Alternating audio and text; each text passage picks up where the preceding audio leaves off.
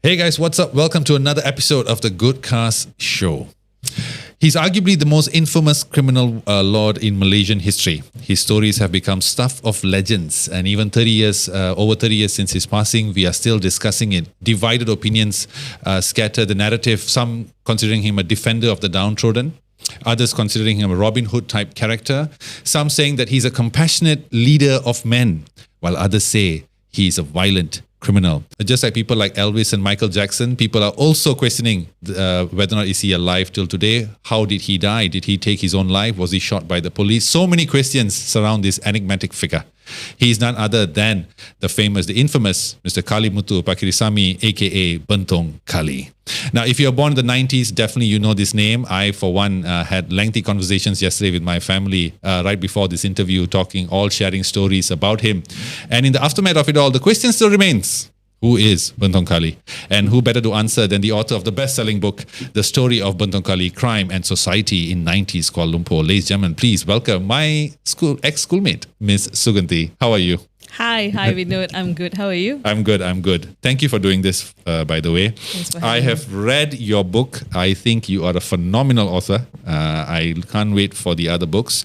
Now, you have written 2 books, in fact. This is The Story of Bentong Kali, which I've read. Another one is Behind the Cracks, about stateless Indians. Now, let's talk about the Bentong Kali story first. He's someone that's really, even till today, I've no idea why I'm so captivated by this story, to be honest. But before you met all his affiliates, his friends, his family members, the police and all that, what was your opinion of Bentong Kali?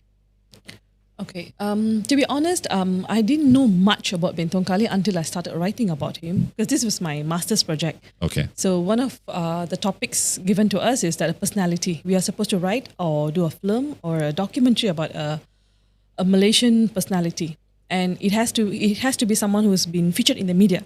So because I was doing media studies, so I decided to do about Bentong Kali. I thought that I would have enough material to write about this person. So based on these newspaper reports, I started off doing the sketch for the book. Mm-hmm. So I decided to talk to the police, to his former gang members, friends, and journalists who covered the scene at the time. So that's how this book came about. Mm. Now, in the book, you talk about a very hair-raising moment when you were supposed to meet one of his past associates, and you went to Subang Jaya, and then you were picked up, and you were brought to an undisclosed location.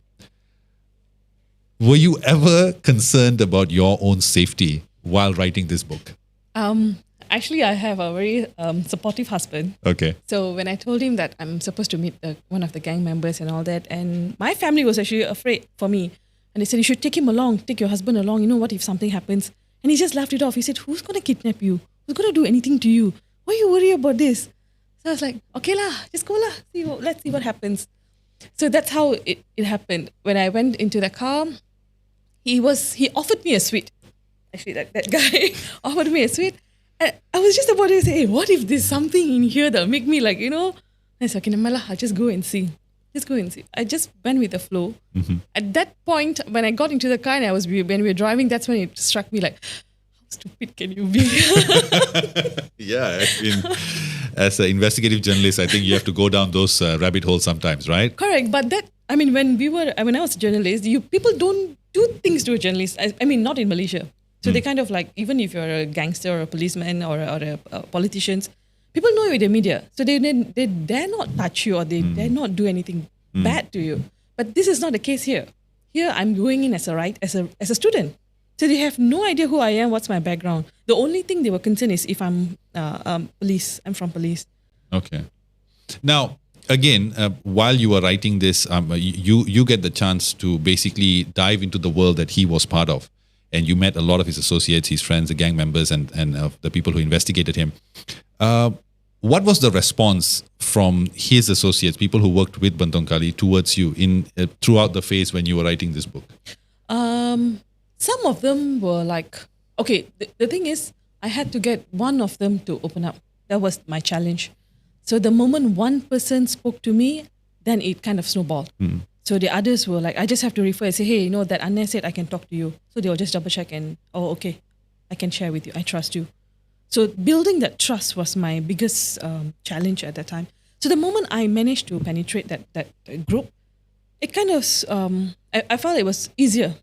So they trusted. They trusted, and they were like, they have so much of stories to tell, because this is one segment of society that no one cares about. Yeah. So you were involved in crime, you served your time, and then now what happened to you? We don't know the kind of stories they have in them. Yeah. So yeah, I think they have a lot to say. How long did it take you to write this book? What was from the interviewing to actually writing it? How long was that It process? took me 6 months. 6 months. Okay. So I have to, every time I go for the interview, or when I have this interview this person, I will come back and quickly transcribe so that I don't lose that moment, or I don't lose whatever that happened, the sentiment and all that. So, and then it took me time to edit. Okay. Now, when I was reading this book, what was interesting was, in fact, I have to credit this question to my father, who was asking me late last night. He said, when you do the interview, are you going to portray him as a good person or as a criminal? Because my father's on the side of the criminal, because we grew up in the estate. So we were close to Bentong and Raub and all these places. So we were quite well versed with his activities at the time. But the way you write it, you don't really judge him. I can't find that. You first half of the book sort of shows his good side. There's many amazing stories about him, and then the second half is more of like the downfall. I picture that scene of Al Pacino in Scarface, where he's like, with the gun and all the drugs, and the police finally come. Were you conflicted when you're writing this book, as in, how do I portray this man in this book? I did have that. I mean, I had that question all along. Okay, especially when we go to certain. Okay, there's one of the person I interviewed. I went to the person's house, and that lady was describing this Bentong Kali as though like he's like God himself. He said that Annen came to the house. He sat in this very table. I served him curry, and then all these stories lah. You know how Indians. And then there's another side of another group of people out there. He said, "Don't you have anything better to write? Don't you have anyone else better to write about?" There was once.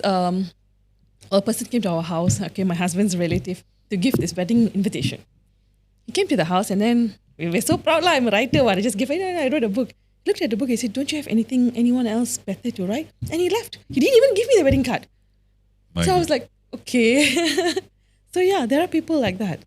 One group of people who think that he's great, another group who just don't like him. They think that he's very bad for the community. We are being associated as gangsters, hot-tempered, just because of this one person.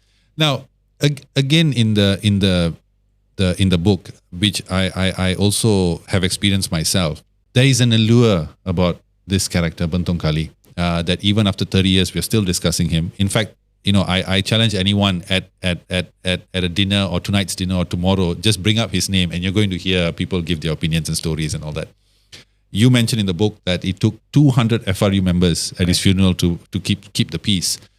And even till today, even at the end of the book, you talk about how people go to his grave. Even till this day, people name their children after him and all that. In your opinion, after meeting those people, what do you credit this allure to?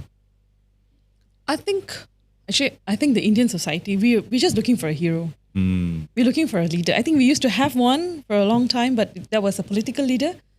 But even then, that person has always been associated with being a very hot-tempered, someone who's got all this color. So who is this you're referring to? I don't want to get any lawsuit. Okay. Fine. Allegedly. Yeah. Okay. So I think that's what we want. We want to look up to someone, be it good or bad. There's someone to lead us, to show us that, I'm very brave. I can do whatever I want. A bit like something like we see in movies, perhaps, like in a Rajini movie. Yeah, definitely, of course. Like a Basha coming in and destroying things. So even if the person is a criminal, the moment he gives back something back to the community or something back to other people, helps. So we think, okay, that's fine. No matter, you can kill anybody, it's okay. As long as you give back, fine. A thing about his book, of course, is that there is talk about these two characters. I mean, for me, I'm more of a character based. I look for characters in books that I read. And in this one, the two that stand out is Deva and Billiard. These two characters, right? Simply because they are polar opposites of one another. Correct. Deva seems to be the wiser one who talks more, he analyzes, he views things. Whereas Billiard seems like to be this irrational, trigger-happy guy. Who was your favorite character that you met or that you wrote about in this book? Okay, one thing we must remember is only Deva is alive today. So whatever version that he tells us is the only version we will ever know. The only version that I would ever know, because I've never had that opportunity to speak to Billiat or to Kali. So still, we have to take a bit of are you really telling me the truth? With a pinch of salt. Yeah, correct. Yeah. But Billiat is someone that I've been very fascinated about, especially after learning about his family, his background, and growing up in such an environment. He produces someone like this. So it's something that we should look into. Given, especially today, how we raise our kids, it's things important. that we expose them to. Are we even aware of what's happening in the society today? To be very quick to judge that, this person is bad. But just take a moment and look back. What has he had to go through all this while for him to come to this level?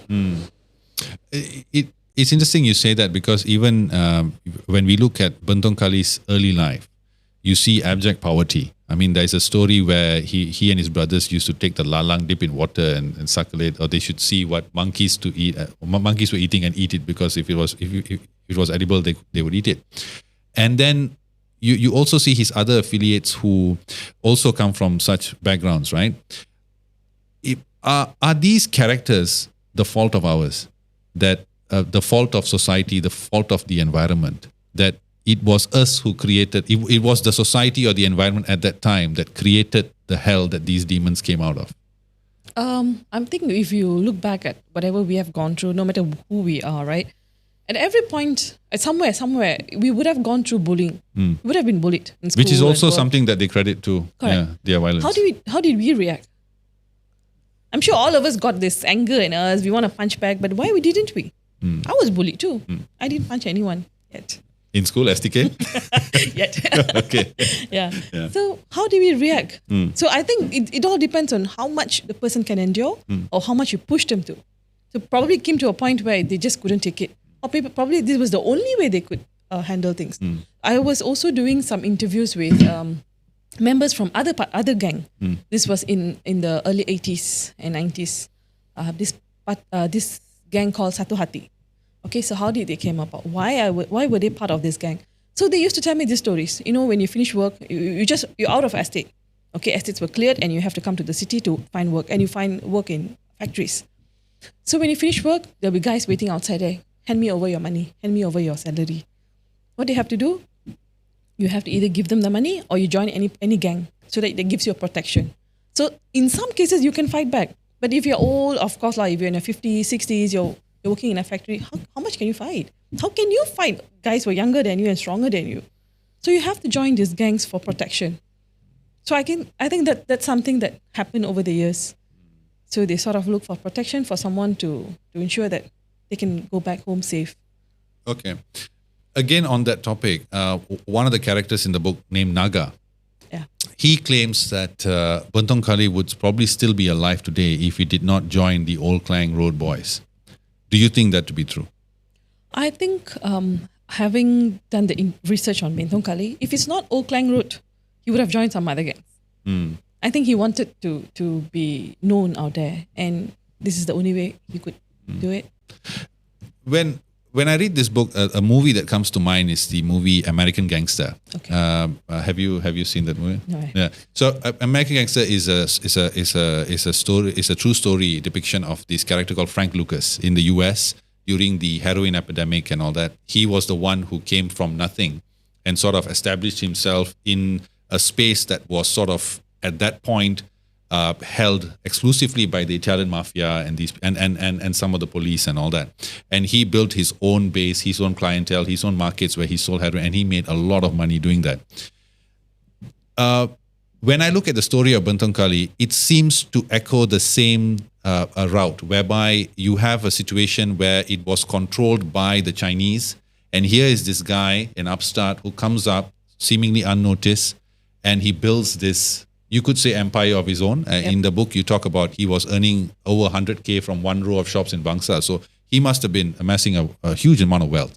He was also producing his own heroin and all that. Do you think that his rise was a threat to the status quo? And because of that, it was imperative to end his enterprise and end him as well? Okay. That question did come about when I was doing this research. In fact, it was one of the things that I had asked Zaman Khan, because there were talks that the police at the time were actually helping Kali to grow so that he can finish off all the other smaller traders, small gangsters, and he'll be the only one they can control. So, yeah, the question is, if he did ruffle feathers and if he did make people, stop him from growing big. According to his gang, according to his friends, a lot of people were not happy. And at that time, it was not just Bentong Kali, it's not just Kali in the scene. There were other players. I think there were some names like Ampang, Segar, and other gang members, 0804. So Kali had to fight all these people. So it's I think for him, given that his ambition, given that he's the kind of person who's very driven to achieve something, to make something out of himself, he had done it. He definitely did. I think he definitely did. Now, speaking of Tan Sri Zaman Khan, I love the part where there is again, it's not confirmed, but there was a call made to him supposedly by Bentong Kali challenging him. I mean, that was, I think that incident just sort of symbolized him the perfect, he just, nothing could stop him kind of attitude, and I loved it. Now, you asked the question whether or not was there a mole in Bentong Kali's group. Do you think there was a mole? Who and if you do, who do you think it would have been? I have a theory. Okay, share the theory, please. Okay, unfortunately, again, I don't want any lawsuit. No. Allegedly, this is all not confirmed. Neither confirmed. So when I did ask Tan Sri, he laughed. He laughed and he said he will tell me later. But from the stories, we kind of see there were a lot of money involved at that point of time. The question everyone should be asking is, where's the money now? It's 100,000 per row. I think it was weekly in the early 90s. A lot of money. Okay, so this thing was like more than 2 years. Yeah. So much of money. Who benefited? Speaking of Bentong Kali, when I was doing my research, preparing for this interview, I remember I was looking at the notes that I had made after reading the book, and I felt like it was two different people.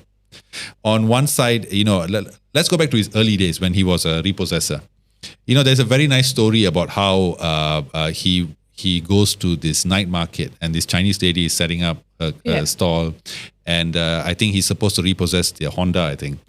And he sees 3 of her children sleeping in the car, and then because that he stops. And he was also known to sometimes, especially when he came across poor people, to extend their time and give them some allowance. And he was also known as someone who would always ask you whether you've eaten. If you have not, he'll buy you food. In fact, there's a saying, there's sort of like a saying in your book where you say that if he ate in your house, then your family became his family. Yeah. When you say all this, there seems to be an immense proclivity to empathize, to care. There's a compassion about him. How does that person then turn out to be one of the most infamous killers this country has ever seen? Okay, I go back to my training. Okay. So as a journalist, my job is to report what it is.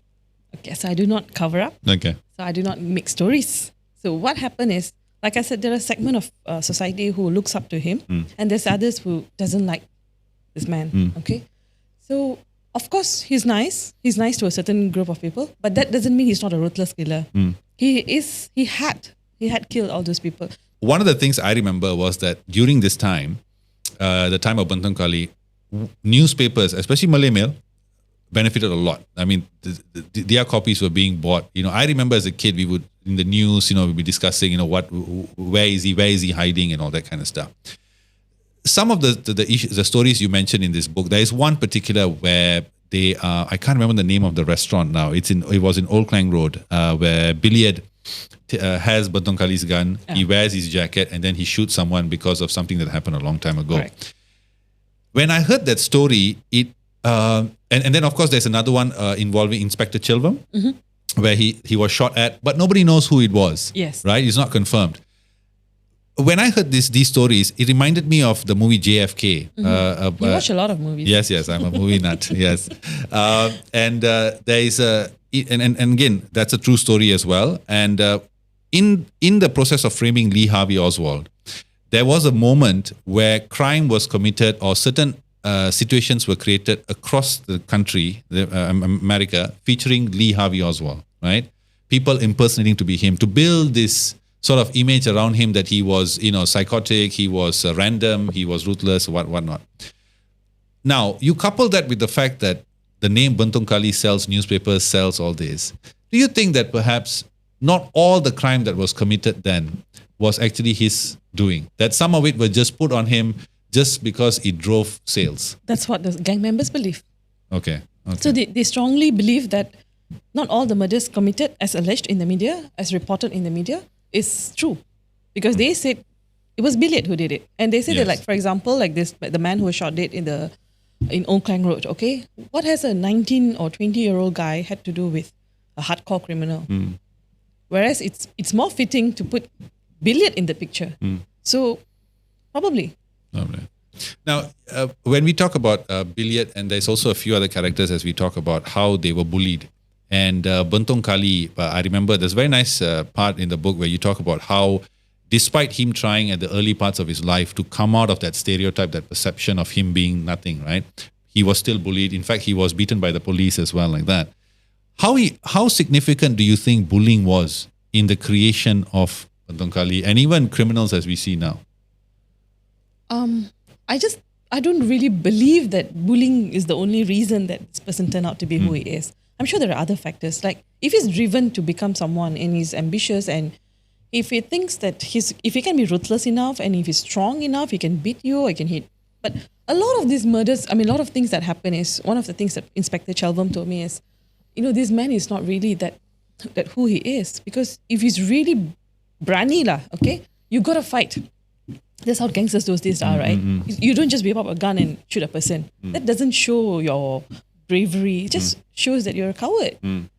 So I don't believe that bullying alone is what made him who he is, who he was. I'm sort of getting a sense of what you actually think of Bentong Kali from your answers.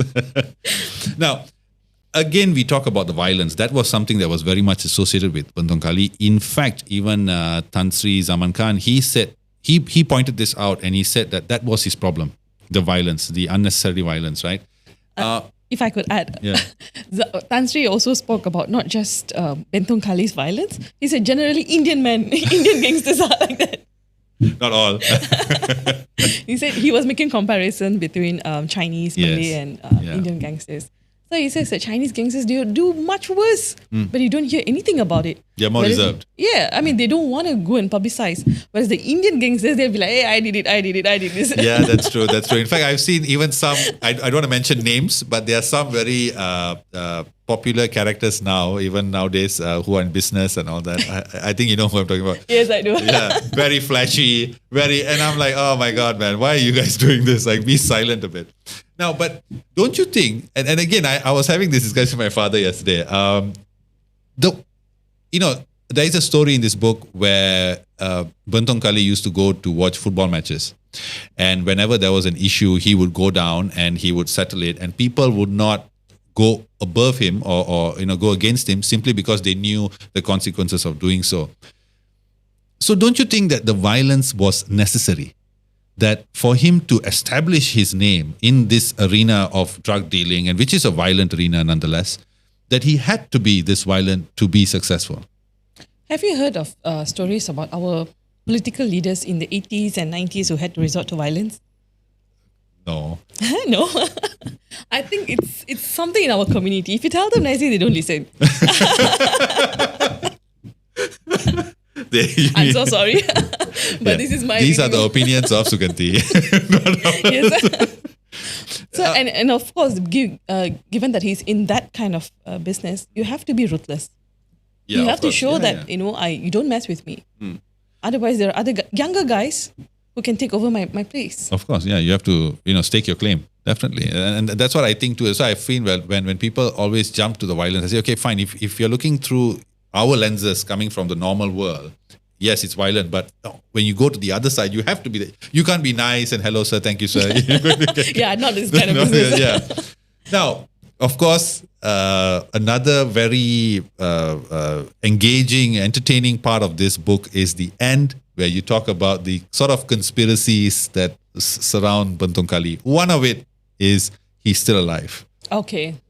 Okay, that people say that even I think Deva claims that he's still alive, right? That it could have been Raub Guna that was actually killed. And even when I was watching it, when I was reading it, there is a mention that when you need so many FRU members to cover the coffin, which side are you protecting? Are you protecting the coffin from the people or the people from the, But they were actually more concerned about the family members because he has killed so many people. Yeah, so they were afraid that someone might come after the family at that time because the body is there and the entire family is there. So it gives them access to that, the family members. Yeah. So that was the fear. But also on top of that, even Tan Sri Kevius mentions that he didn't see the body. So what do you think?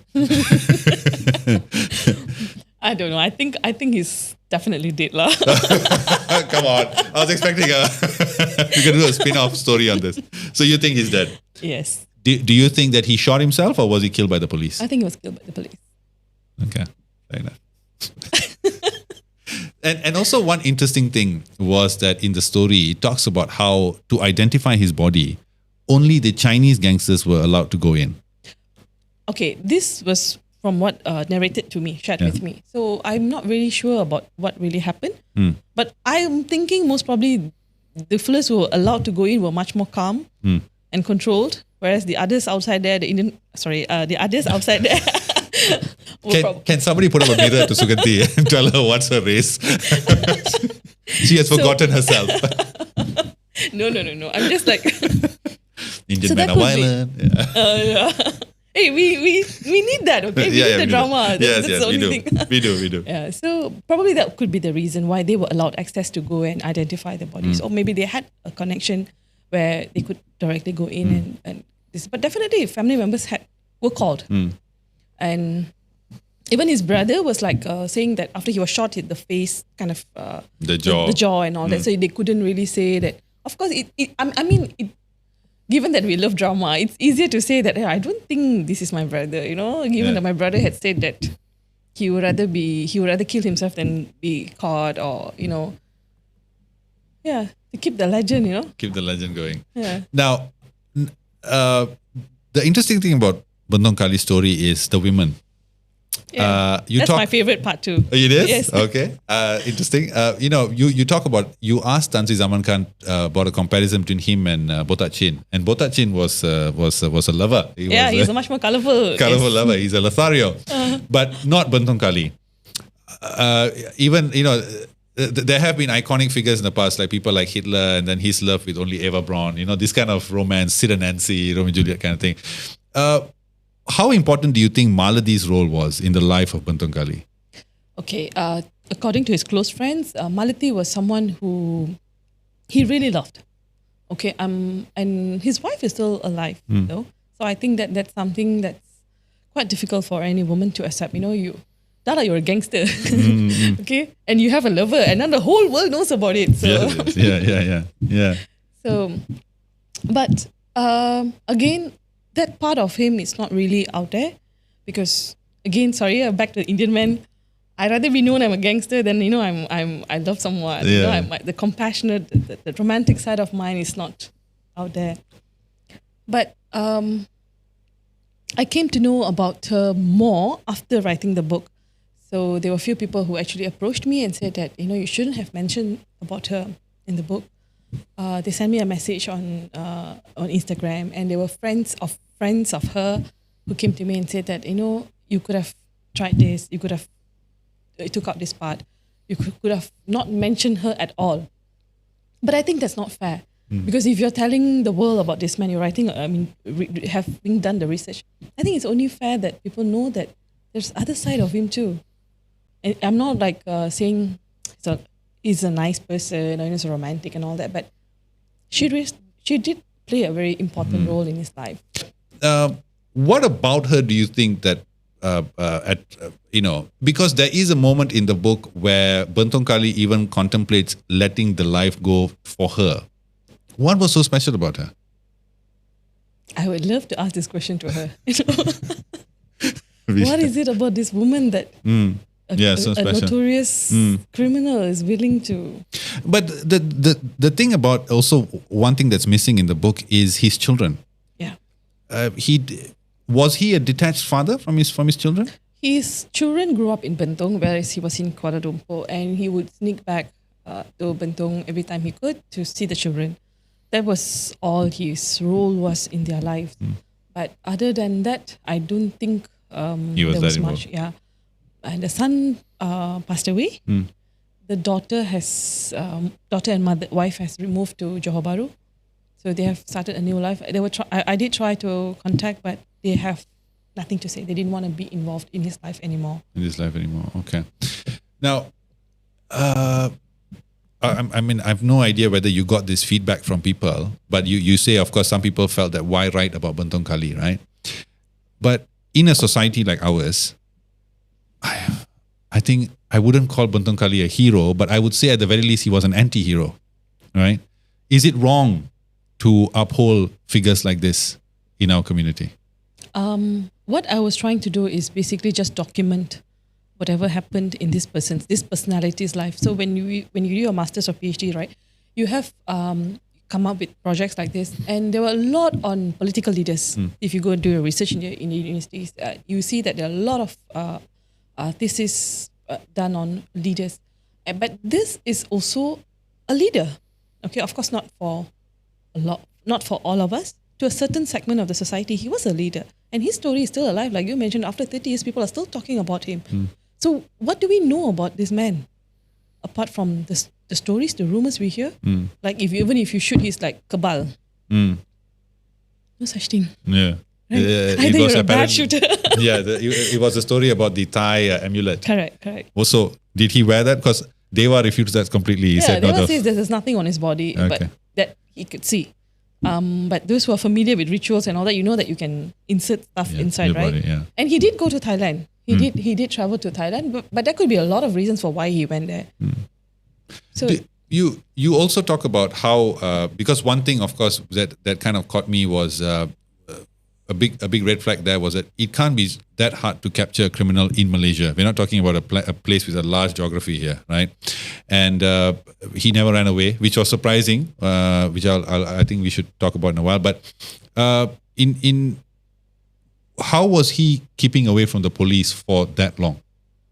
According to his group, his gang, that they already had someone inside who was feeding them the information. So yeah, I mean, how could they not capture a man who's been around? Who's around? He's not run off anywhere. He's here. So the only reason I could say is corruption. Corruption, yeah. Again, allegedly. Not so much of Kabbalah. Okay. I have met people, of course, not at the statue of Bentong Kali in terms of his notoriety in the criminal world, but I've met people from that part of the world, right? One thing that stands out about them is a sort of disconnect when they can be compassionate at one point, and then the next, when things need to be done, they can be so disconnect from emotions. Did you feel that when you met Deva and people like this? Did you get a sense of that hardness in terms of like how can you develop that sort of detachment from the humanity in you to be able to do some of the crimes that they have done? Okay, I interviewed quite a number of people, and some of them were, the things that I could read is regret. That they had subjected their families to this, and whatever happened after Kali's death, where they were prisoned, like for example, they were like 9 years, and the things they go through inside the prison. And for some others, it's like the glory days lah. When I was young, I did this, I did that. But I say is regret. Regret. Now that you have finished the book and you even have a version of it that's selling in India as well, and I hope you come up with a documentary about this. I'll definitely watch it. Oh my God. I'm sure a lot of people will. Now that you have finished that journey, because early on in this interview, I asked you what you thought about him when you started, and you said you didn't really have much of an opinion about him. You also mentioned before this conversation that you were inspired by an article in Malay Mail, right? What is your opinion of him now? I wish the police had captured him alive, because I think there's this guy would have been, I don't know. There's much more that I wanted to know about him. I think the story is still there. There's still so much to know about this person. But a criminal, nevertheless. So you are firmly in that camp. He's a Yes. criminal. Okay, fair enough. Okay, interesting. Now you are also you have authored other books as well. One of it is Behind the Cracks that you have written, and you have spoken about stateless Indians. I have met certain activists recently who are also heavily talking about this issue, and we were talking about it as well. And I think it's something that I want to just touch a bit because it's a thing that concerns Indians. How bad is the situation among our community when it comes to stateless Indians? When I was a journalist, I used to cover a lot of people who are stateless and how they end up being stateless. I mean, it's very easy for us to point a finger and say that, hey, it's your mistake. You should have done it. Yes, mistakes has been done, but did we ever look back at the circumstances that led to it? So there were a lot of things where the husband left or the mother left, the child is there, and you can easily, I mean, it's probably not as easy it is, but you can resolve this if there's political will. So the situation is that people from outskirts, especially those days when I was doing reporting, you can see these people like they didn't know, they were just afraid. Okay, if you want to help, you can. But these days things are even worse, where they have foreign wives, okay, like Thai or Indonesian women who come and work here, and then they get married to a local. They don't register their birth, and then your child end up in this situation just because the mother is foreign national. Your marriage was not registered, so they're in limbo. They don't know what to do. And one of the association that I have worked with during this told me that there's a rising number of kids who are stateless trying to commit suicide. I think there's something really sad. Why? Because they have no future. They see their friends going to colleges, getting married, opening simple stuff as opening a bank account. You have no identity. You are nobody. How would that make you feel? When you see the rest of the world moving and you are just stuck. Does this issue only concern a certain demographic in the Indian community? Not really. We have even Chinese kids who are stateless. Oh, wow. Wow. And for the same reasons? Correct. Because they marry foreign wives. I mean, this is happening even areas in Puchong. It's not like somewhere in Raub or, some... Why do you think... See, such a situation doesn't seem so hard to solve. Because if I'm a Malaysian, say I'm the man and I marry a foreign lady, but I have a child, there are hospital records. There are records that prove that this person gave birth to this child, is mine. Why is it so hard for them to actually register the kid? What's stopping them? First, they didn't register the marriage. Okay. Number one, because it was like, you do it tomorrow lah. Or I do it, customary marriage and that's it. We'll do the registration later tomorrow. And then one day comes like this lady says, I want to go back. I'll come back in 2 weeks' time and disappears. And they're now like, oh my God, I should have done it earlier. So that's the main reason. That's the main reason, yeah. Now, in terms of the impact to our economy, especially in the criminal economy, you shared something very interesting about how potential stateless children can be beneficial, if I may, to the criminal economy. How so? Okay, I'm not trying to say that stateless kids are bad or these people can easily be... used for criminal activities, but look at it in a practical point of view. If you have nothing, you cannot find a job, you have no bank account, you cannot have access to healthcare, you have nothing. If you are exploited, you cannot go to the police and say that, this man promised me 1,000 ringgit, but he only pays me 200 ringgit. You can't fight. What would you do? And now I come, okay, I'm a criminal or a drug lord, and I say that, hey, I give you 5,000 ringgit, just go and shoot this fella, I hate his face. Won't you do it? Even if you do, this stateless person does it, there's no records of you in the system. So there's no way for the police to track you? There's no way police can track you. And also, it's like a double-edged sword where... I can leave my fingerprints there. Nobody's going to know. So imagine the kind of things I can do as a criminal, as a child who is stateless, and you ask me to kill someone. I don't have to think of the consequences. I don't have to think of anything. Just go do it and come. My goodness. Yeah, that is true. And the thing is, I've not heard many politicians talk about this. Besides, the Indian politicians have been talking a lot about it. Is there a way to solve this? And if there is, why hasn't it been done? Right now, it's a very a political matter. It's all numbers, right? Yeah. Voters. But if it turns into a security issue, if you are now afraid, thinking that, any man can break into my house, can do anything in the house, leave prints and you can't track him. You can't find this person. Would that put you in a situation where I need to reassess the situation now? Yeah, definitely. So unless we have this fear, and unless we turn this into a security issue, nobody's going to take this seriously. It's just political, it's just numbers. There we go again. The reactive nature of our government comes out to play. Yes, not proactive, always reactive. Yeah. Again, your views are. My views, yes. We've both shared some pretty questionable views on this conversation. So now that you've written 2 books, what are the future plans for you? Are you planning to write more books? Because you're a freaking good author. Thank you. I'm actually in talks with Indira Gandhi. If you have... Yes, of course I know who Indira Gandhi is. Okay, the conversion case and how police have not still managed to track her daughter. So it's been going on for like more than 2 years now. So talking to her when writing down. So it's a very emotional matter. Oh, sorry. Okay, yeah, sorry. When you say Indira Gandhi, the first person came to mind was Indira Gandhi. But you were talking about the one whose child converted and then is missing or something. Yes. Okay. So the husband converted 3 of the children. Yes. 2 of them are now back with her, but the youngest child is with the husband and is nowhere. No one can track him. But apparently 1 or 2 years ago, he bought a new car, registered JPJ registration, yet police cannot catch him. Honestly, I mean, you are really an investigative journalist, and it's I envy you. I mean, you sound like your work days must be killer exciting. Actually, the toughest thing is getting someone to trust you to sit and talk. So the moment they do, then you get all the stories. But getting there, like even in the story of Bentong Kali, there was one key person that I had to meet. But even though I tried calling him, I even made friends with his daughter so that he would trust me, but nothing worked until I had to drag my entire family with my kids, my husband, go to his house and say that, hey, this is my family. I'm not police. I'm just trying to do my research.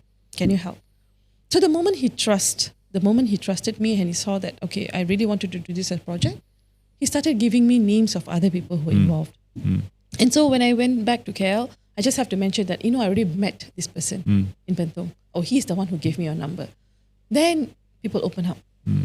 So I think there are a lot of stories out there that needs to be told. Definitely, yeah, especially from the crime world, yeah. Yep, it's just that we need to build that trust. You seem to have an attraction to this world. Your writings seem to focus more on the, let's say, stories from the other side of the tracks. I grew up watching Nayagan, so... Oh, okay. Now I see it. Okay, I see the correlation.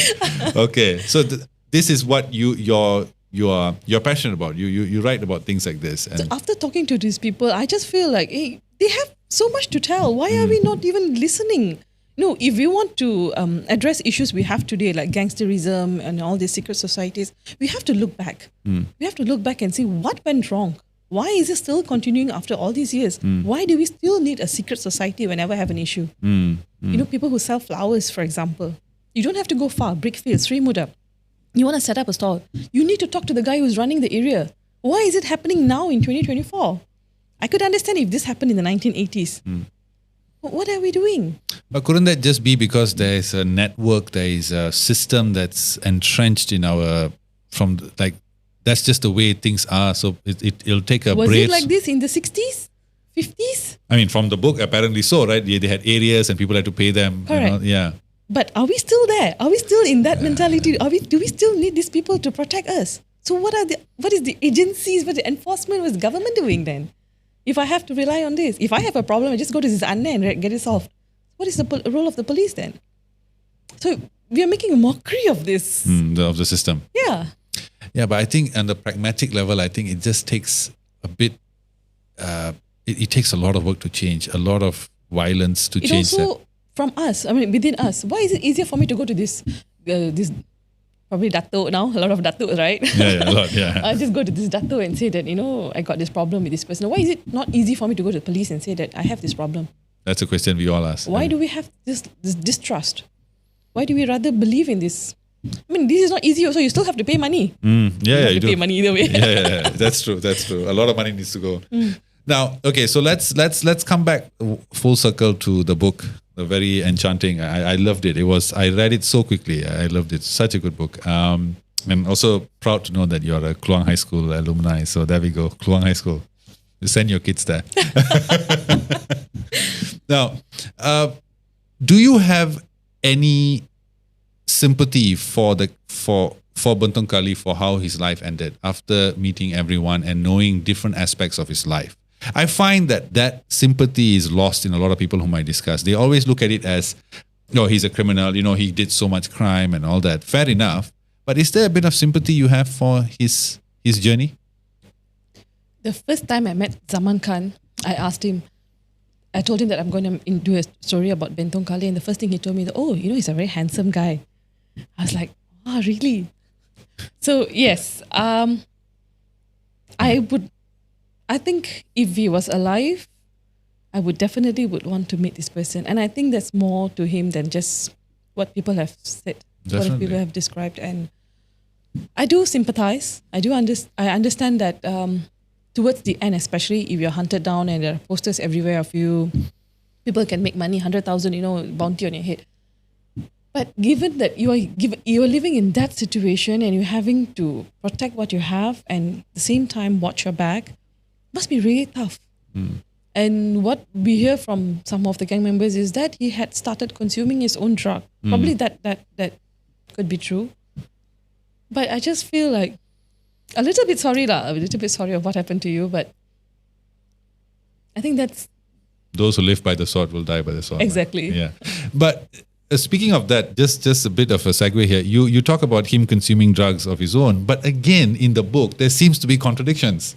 Because in the book, there are situations where he's very against people. Right. In fact, there is one, I can't remember the name of his friend, who was an addict, tried to hide it from him. That's a billiard. Was it billiard? Yes, billiard. I think it was a heroin. He was a heroin addict. And then he would buy stout. Correct. That was billiard? Yeah. So you see that hatred towards this drug. But that was the early days. That's when you are still, you think you have you are in charge. You can do whatever you want. But if you're hunted down, you are getting desperate. The stress. You don't trust anybody. And what happens? If I had so much of drugs in front of me and said, I'm so stressed, you think I'm not going to take a joint? Not. We're not encouraging it. Yes, I'm not encouraging it. But this podcast is getting cancelled. Thanks, Suganthi. But okay, in closing, just another question that I had after reading this book is, there are moments where he considers, or he was sort of told that perhaps he should flee the country. Why do you think he didn't? I'm not sure that he didn't try. Probably because one thing is, he probably did try, but his passports were already in the authorities, and they had his recent mugshot, so he probably that limited his possibilities of fleeing. Or maybe that incident at Medan Damansara, the day he was shot, because they were looking for some cash to come in. So it's probably just wrong timing. Wrong timing. Yeah, that's true. Wrong timing. Yeah. Another question, and I'll end it after this. But I'm just curious about this. There is a consistent mention in the book that he was manipulated by people. That perhaps his actions were not his own. That the people around him sort of encouraged him to do it. Was he a victim of his environment? This is something I strongly feel. Given that success can get to your head, right? So especially if you don't really have that education, or probably that you're not very good at reading people, and people come and say that, Anne, you must be... Again, sorry to say, this is something that exists in our community. Stop making fun of us Indians, okay? Come and say, Anne, you're great, Anne, you can do this, Anne, you can do this. So, in the same line, can you just finish off this flirt? Like, oh my God, this flirt thinks so great about me. Small favor for you, bro. Get it done. Could be lah. So one of his closest friend did tell me this part, that he listens to people. He likes being, being flattery. Okay, he likes that. He likes to hear that, and he needs to prove himself to these people who are around him and say that, hey, come, I can do this for you. I can solve this matter for you. So that's where the lack of judgment came. because you want to hear this. You're not sure whether this is correct or not, but I need to do it Okay. for the image purposes. Yeah. Yeah. He seems like a guy who wanted to be like some sort of a living legend kind of thing. He has And that I think megalomania. he succeeded. Yeah, Because definitely. We're talking about him was now. Also, Yeah. Correct. There was also guys would come and order books from me directly. Somehow they'll get in touch with me and say, I want to get a book. And when he came to me, this boy, I think he was only 20s, and 19, 20. I said, do you read? I said, no, Akka, I don't read. I don't read English. I don't know. But I want to keep this because it's fun. I said, what's the point you buying? But okay, I got one book sold, so that's it. Ask your friends to come. So that's the kind of thing that he has created. Yeah. He's definitely a figure. He's a personality, nonetheless. He's achieved what he wanted to do. Now, before we end, so if I wanted to get a copy of this book, where do I get it from? Okay, we are going for a reprint.